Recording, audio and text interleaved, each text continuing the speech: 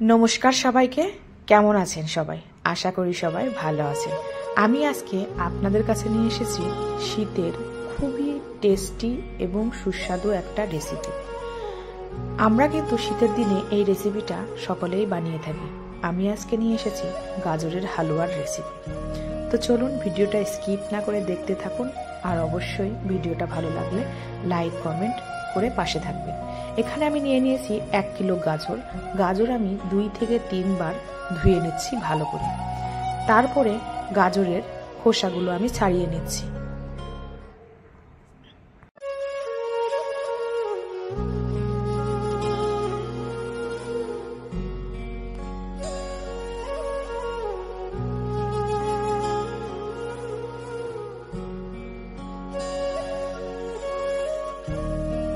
গাজরের খোসা ছাড়ানো হয়ে গেলে আমি এখানে সমস্ত গাজরগুলো কদ্দুকস করে নিয়েছি।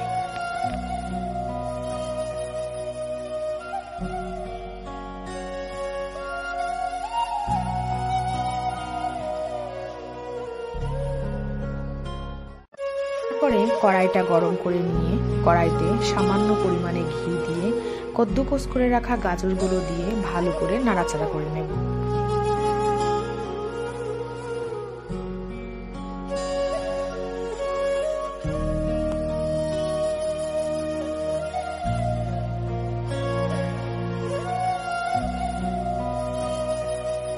এখানে আমি 1 কিলো গাজর নিয়েছি। আমি এখানে 2 বাটি দুধ অ্যাড করব।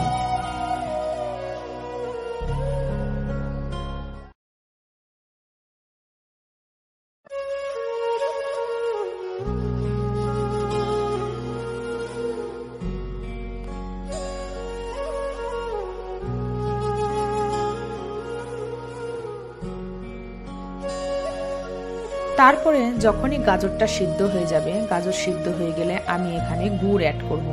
কেউ কেউ আবার চিনিও অ্যাড করে। যাদের একটু প্রবলেম থাকে, চিনি খেতে পছন্দ করে না, তারা অবশ্যই গুড় দিয়ে বানাবেন। গুড় দিয়ে বানালেও কিন্তু খুব সুন্দর টেস্টি হয়।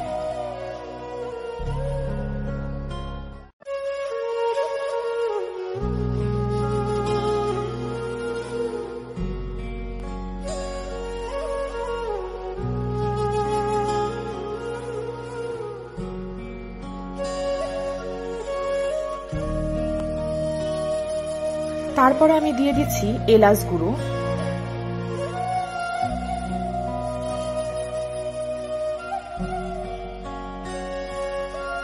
তারপর আমি দিয়ে দিচ্ছি কাজু বাদাম, কিশমিশ।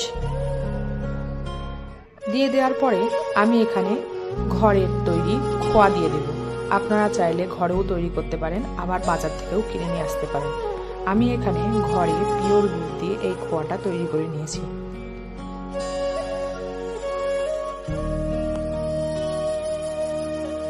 যখনই হালুয়াটা একটু শুকিয়ে আসবে, তখন আমি এখানে দিয়ে দেব 2 চামচ মতন ঘি।